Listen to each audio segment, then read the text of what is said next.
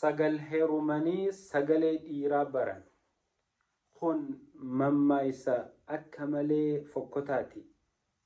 Sagal heerumanii sagalee dhiiraan baran tokkuma heerumaniiti tokkichumaa wajji arrii filatanii kabajaan jiraatan. Dubartiin heerumaaf dhiira adda addaa lakkooytu kabajaan qabdu. Dubartiin heerumaaf dhiira adda addaa lakkooytu booda dhukkuba taanerra buuteeti rakkoon ajaa'ibaa isii mudatti. Obboleeyyan kiyya Oromoon mammaaksa bareedaa hedduudha qabdi. Mammaaksa yeroo takka takka Qur'aana Rabbiitii wajji wal gaxxamu akkasuma ammallee mammaaksa hadiisa Rasuula Rabbiitii wajji wal gaxxamu.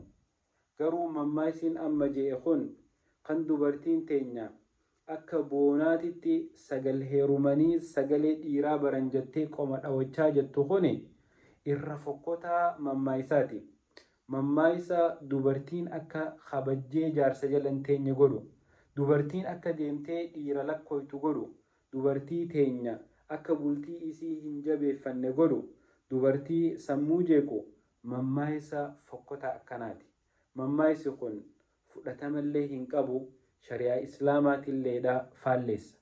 Obboleettii tiyya kabajaan tee jaarsa tokko heerumtee ilmaan irraa hortee nagayaa wajjin jiraattee addunyaa tanarraa deemu. Ati yoo jaarsa kanaa fi kaan lakkooytu taate afaan namaa biratti kabajaan qabdu jireenyi keetilleen nagee hin qabu. Intalti jaarsa kaanii kaan jidduu deemtee jaarsuma ifirra jijjiiraa akka huccuu salbaacii jaarsa lakkaawaa ooltu dhukkuba hin taanerra buuteeti ifiis gaddaaftee ilmaan siitii fi faamilii isiitillee maqaa arrabsiti.